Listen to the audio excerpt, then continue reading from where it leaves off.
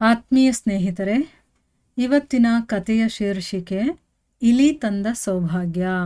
ಇದೇನಪ್ಪ, ಇಲಿ ಏನು ಸೌಭಾಗ್ಯ ತರುತ್ತೆ? ಇವತ್ತು ಈ ಕಥೆಯಿಂದ ನಾವು ತಿಳ್ಕೊಳ್ಳೋಣ. ಶಿವಾನಂದ ಬಡವನಾಗಿದ್ದರೂ ಕೂಡ ತುಂಬ ಬುದ್ಧಿವಂತ ಹುಡುಗ. ಏನಾದರೂ ಒಂದು ಸ್ವಲ್ಪ ಆದರೂ ಹಣದ ಸಹಾಯ ಏನಾದರೂ ಸಿಕ್ಕಿದ್ರೆ ಒಂದು ಒಳ್ಳೆ ವ್ಯಾಪಾರ ಮಾಡಬಹುದು ಅನ್ನುವಂಥ ಆಸೆ ಅವನಿಗೆ. ಹಿಂದಿನ ಕಾಲದಲ್ಲಿ ಈಗಿನ ಥರ ಬ್ಯಾಂಕ್ಗಳಿರಲಿಲ್ಲ. ಈಗ ಬೇಕಾದಷ್ಟು ಬ್ಯಾಂಕ್ಗಳಿದೆ. ಬೇಡ ಅಂದರೂ ಕರಿತಾ ಇರ್ತಾರೆ, ನಾವು ಸಾಲ ಕೊಡ್ತೀವಿ ಅಂತ. ಆದರೆ ಆಗಿನ ಕಾಲದಲ್ಲಿ ಬ್ಯಾಂಕ್ಗಳು ಇರಲಿಲ್ಲ. ಲೇವಾದೇವಿ ಮಾಡೋರು ಇರ್ತಾಯಿದ್ರು, ಅವರು ಹಣದ ಸಹಾಯವನ್ನು ಮಾಡ್ತಾಯಿದ್ರು. ಶಿವಾನಂದ ಏನು ಮಾಡ್ತಾನೆ, ಅಂಥ ಒಬ್ಬ ಹಣವಂತನ ಹತ್ರ ಹೋಗಿ, ಸ್ವಾಮಿ, ನನಗೆ ಸಾಲದ ರೂಪವಾಗಿ ಸ್ವಲ್ಪ ಹಣವನ್ನು ಕೊಡಿ, ನಾನು ಕಷ್ಟಪಟ್ಟು ದುಡಿದು ಬಡ್ಡಿ ಸಮೇತ ನಿಮಗೆ ಹಿಂದಿರುಗಿಸ್ತೀನಿ ಅಂತಂದ್ಬಿಟ್ಟು ಅವನು ಗೋಗರಿತಾನೆ. ಅಂದರೆ ಬೇಕೇ ಬೇಕು ಅಂತ ಅವನು ಕೇಳ್ಕೊಳ್ತಾನೆ. ಆ ಹಣವಂತನಿಗೆ ಇವನ ಹತ್ರ ಅಡ ಇಡೋದಕ್ಕೇನೂ ಇಲ್ವಲ್ಲ ಅಂತ ಗೊತ್ತಾಗಿ ಅವನ ಮೇಲೆ ಒಂದು ತಿರಸ್ಕಾರ ಬರುತ್ತೆ. ಈಗ ಲೇವಾದೇವಿ ಮಾಡೋರು ಏನು ಮಾಡ್ತಾರೆ, ಏನಾದರೂ ಒಂದು ವಸ್ತುವನ್ನು ಅವ್ರ ಹತ್ರ ಇಟ್ಕೊಂಡು ಆಮೇಲೆ ಅವರು ಅದಕ್ಕೆ ಹಣವನ್ನು ಕೊಡ್ತಾರೆ.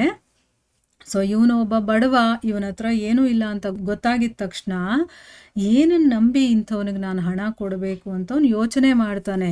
ಆದರೆ ಶಿವಾನಂದ ಏನು ಮಾಡ್ತಾನೆ, ಒಂದೇ ಸಮ ಗೋಗರಿತಾ ಇರ್ತಾನೆ.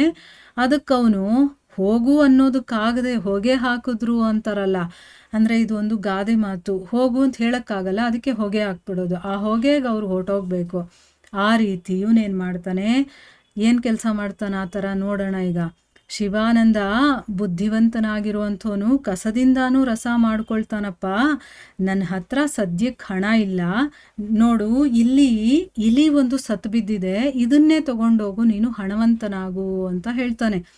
ಯಾರಾದರೂ ಇಲಿನ ಇಟ್ಕೊಂಡು ಹಣವಂತನಾಗೋದಕ್ಕೆ ಸಾಧ್ಯನಾ?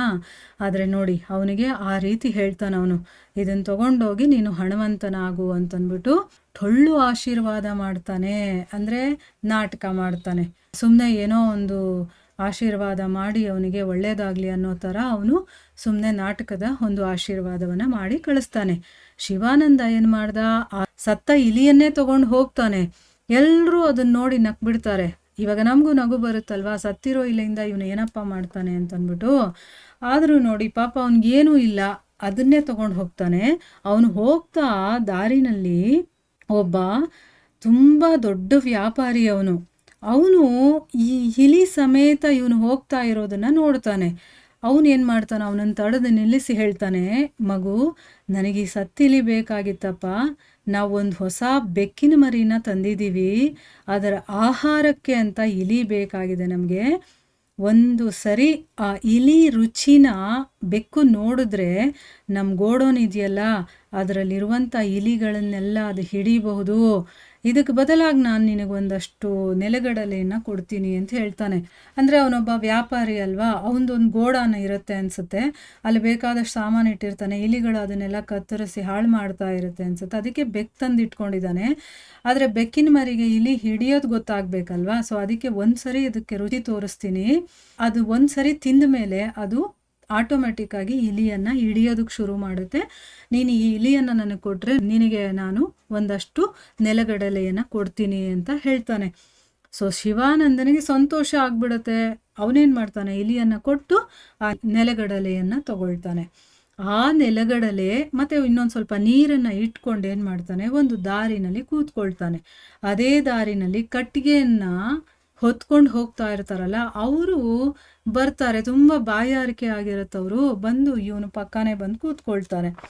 ಆಗ ಶಿವಾನಂದ ಏನು ಮಾಡ್ತಾನೆ, ಅವರಿಗೆ ನೆಲಗಡಲೆ ಬೀಜವನ್ನು ಕೊಟ್ಟು, ಹೇಗೂ ಬಾಯಾರಿಕೆ ಆಗಿದೆ, ನಿಮಗೆ ಏನಾದರೂ ತಿನ್ನಬೇಕು ಅನಿಸುತ್ತಲ್ವ, ಈ ನೆಲಗಡಲೆಯನ್ನು ನೀವು ತಿನ್ನಿ, ಮತ್ತು ಅದ್ರ ಬದಲಾಗಿ ನನಗೆ ಸ್ವಲ್ಪ ಕಟ್ಟಿಗೆಯನ್ನು ಕೊಡಿ ಅಂತಂದ್ಬಿಟ್ಟು ಅವನು ಕಟ್ಟಿಗೆಯನ್ನು ಈಸ್ಕೊಳ್ತಾನೆ. ಅವರು ಕೂಡ ನೆಲಗಡಲೆಯನ್ನು ಮತ್ತು ಸ್ವಲ್ಪ ನೀರನ್ನು ಈಸ್ಕೊಂಡು ಕುಡಿದು ಅವರು ಕಟ್ಟಿಗೆಯನ್ನು ಅವನಿಗೆ ಕೊಡ್ತಾರೆ.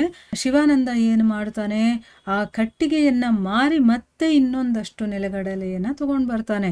ಹೀಗೆ ಅವನು ಸಣ್ಣದಾಗಿ ಒಂದು ವ್ಯಾಪಾರವನ್ನು ಆರಂಭ ಮಾಡ್ತಾನೆ. ಸ್ವಲ್ಪ ದಿನ ಕಳೀತಾ ಇದ್ದಂಗೆ ಅವನು ನೆಲಗಡಲೆಯ ಜೊತೆ ಬೇರೆ ಇನ್ನೂ ಕೆಲವೊಂದು ತಿಂಡಿಗಳನ್ನು ಕೂಡ ಇಟ್ಕೊಂಡು ಮಾರಾಟ ಮಾಡೋದಕ್ಕೆ ಶುರು ಮಾಡ್ತಾನೆ. ಬದಲಿಗೆ ಅವನು ಕಟ್ಟಿಗೆಯನ್ನು ತಗೊಳ್ತಾ ಇದ್ದ. ಹೀಗೆ ವ್ಯಾಪಾರವನ್ನು ಮುಂದುವರಿಸ್ಕೊಂಡು ಹೋಗಿ ಹೋಗಿ ಒಂದು ದೊಡ್ಡ ವ್ಯಾಪಾರಿ ಆಗೋಗ್ತಾನೆ.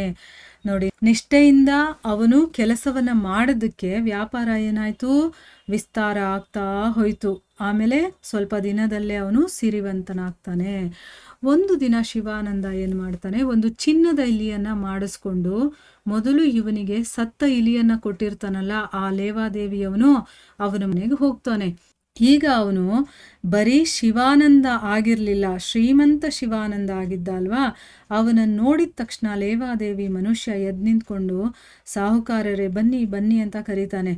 ಆಗ ಶಿವಾನಂದ ತುಂಬ ವಿನಯದಿಂದ ಆ ಚಿನ್ನದ ಇಲಿಯನ್ನು ಕೊಟ್ಟಾಗ ಲೇವಾದೇವಿಯವನಿರ್ತಾನಲ್ಲ ಅವನು ಕಕ್ಕಾಬಿಕ್ಕಿ ಆಗ್ಬಿಡ್ತಾನೆ. ಇದೇನು ಅಂತ ಕೇಳ್ತಾನೆ, ಯಾಕಂದರೆ ಅವನು ಯಾರು ಅಂತಲೇ ಗೊತ್ತಿರೋದಿಲ್ಲ.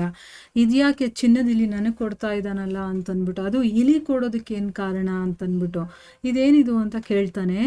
ನೀವು ಕೊಟ್ಟ ಸತ್ತ ಇಲಿ ಇದೆಯಲ್ಲ ಅದು ನನಗೆ ಸೌಭಾಗ್ಯವನ್ನೇ ತಂದುಕೊಟ್ಬಿಡ್ತು, ಆ ನೆನಪಿಗೋಸ್ಕರ ನಾನು ನಿಮಗೆ ಇದನ್ನು ಕೊಡ್ತಾ ಇದ್ದೀನಿ ಅಂತಂದ್ಬಿಟ್ಟು ಶಿವಾನಂದ ಹೇಳ್ತಾನೆ. ನೋಡಿದ್ರಾ ಯಾವ ರೀತಿ ಇದೆ ಈ ಕತೆ ಅಂತಂದ್ಬಿಟ್ಟು. ತುಂಬ ವಿಷಯ ಇದೆ ಇದರಲ್ಲಿ ತಿಳ್ಕೊಳ್ಳೋದಕ್ಕೆ. ನೀವು ಕೂತ್ಕೊಂಡು ಯೋಚನೆ ಮಾಡಿ, ಇದರಿಂದ ನೀವೇನೇನೆಲ್ಲ ಕಲಿಬೋದು ಅನ್ನೋದು ನಿಮಗೆ ಗೊತ್ತಾಗತ್ತೆ. ಇಲ್ಲಿಗೆ ನಾವು ನಿಲ್ಲಿಸೋಣ. ಹರೇ ಕೃಷ್ಣ.